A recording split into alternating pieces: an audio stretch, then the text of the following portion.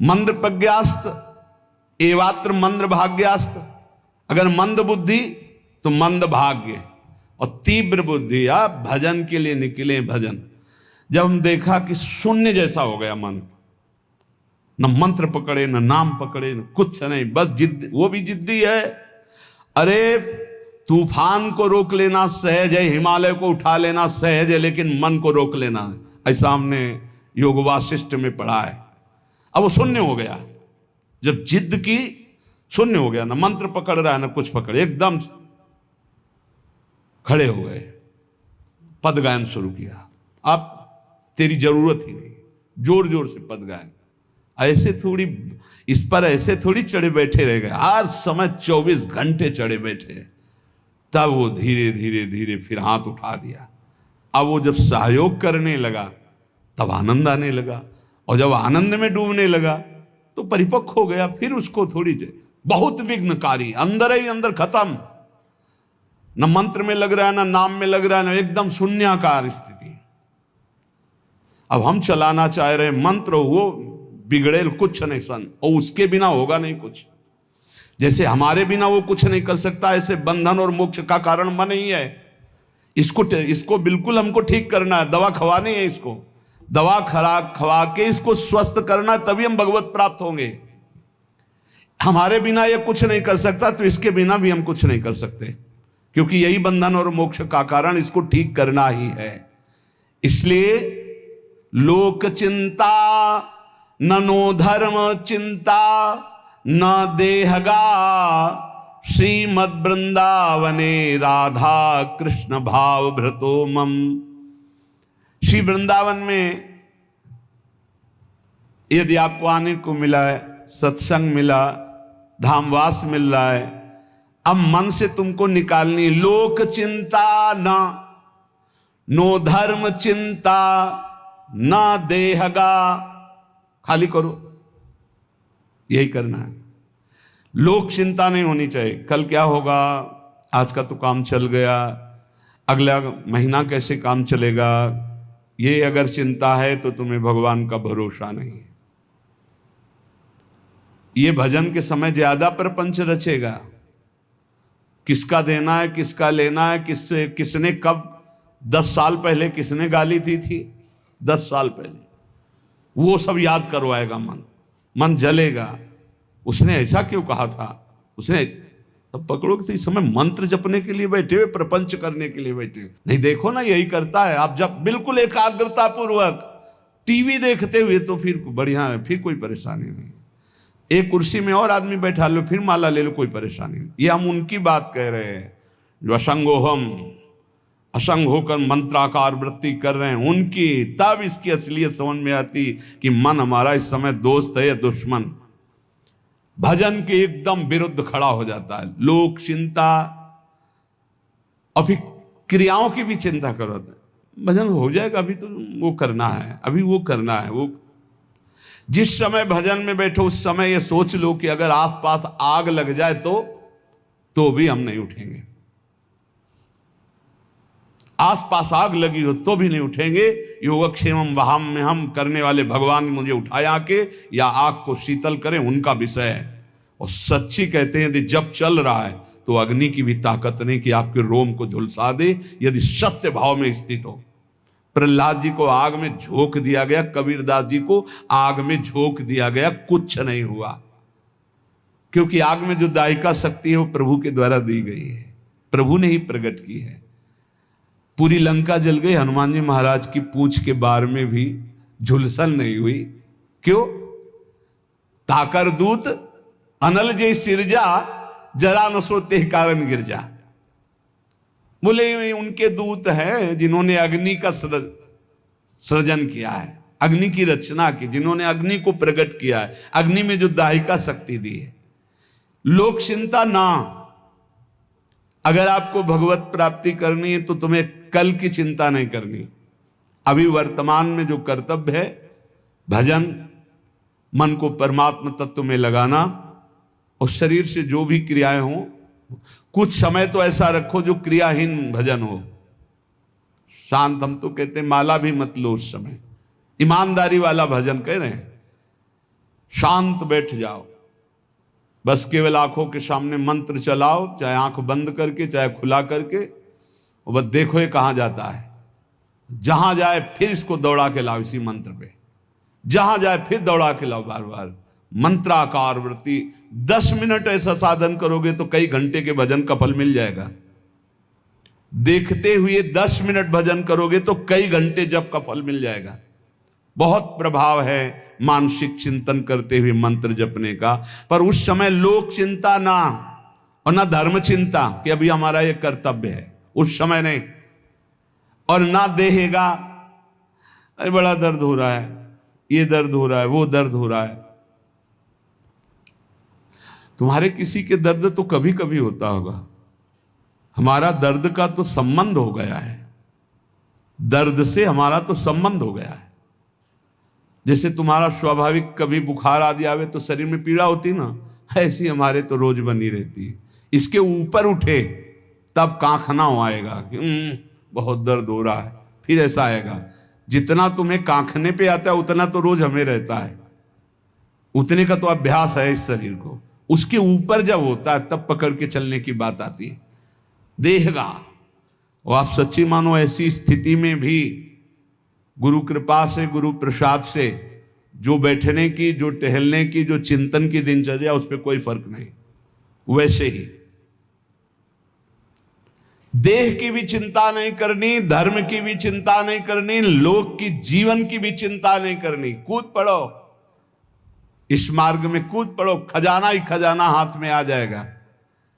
श्रीपाद कहते हैं जब कोई ऐसे भजन करता है तब उसके अंदर भावना श्यामा श्याम की जागृत होती है।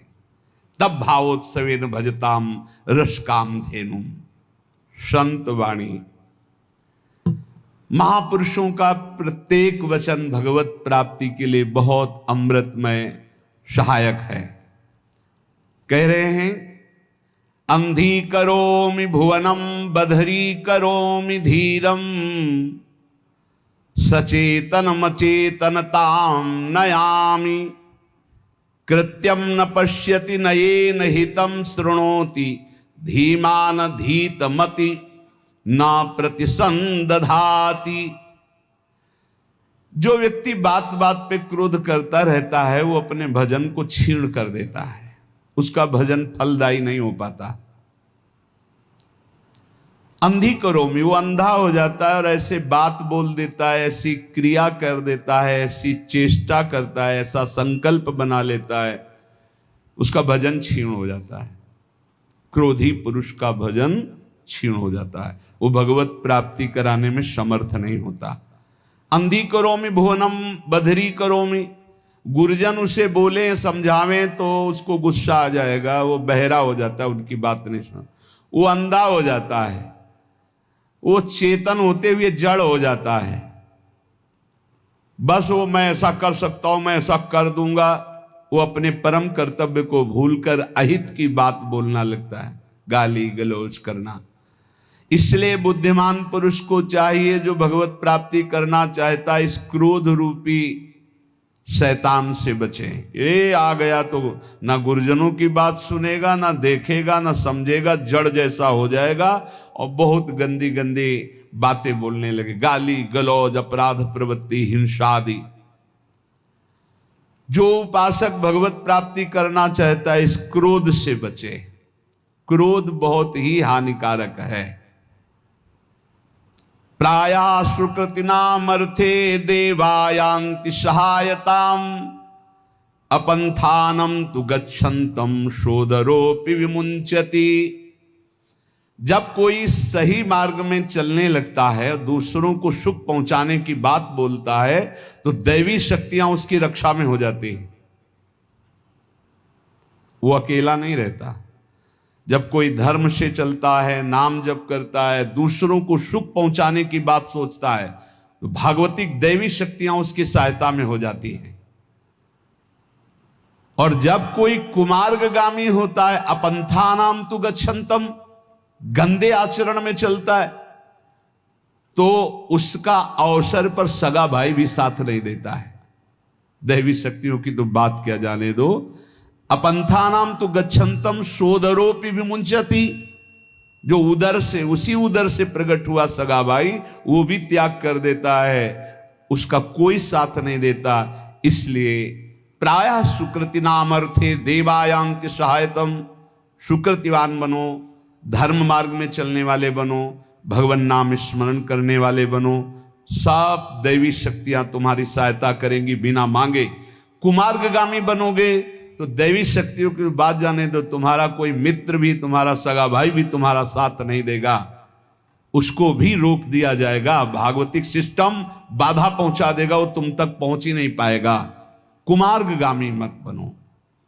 यदि ये दो अक्षर तुम्हारी जिह्वा पे विराजमान हैं, हरि, राधा, कृष्ण, तो वज्रम पाप महीभृतां भवद्रोदेकस्य सिद्धौषधम् मिथ्या ज्ञान निशा विशाल तमसस् तिग्मासु बिंबोदयः कुर क्लेश महीरुहा मरुतरज्ज्वाला जटाला शिखी द्वारम निर्वृति सद्मनो विजयते कृष्णेति वर्णद्वयम्।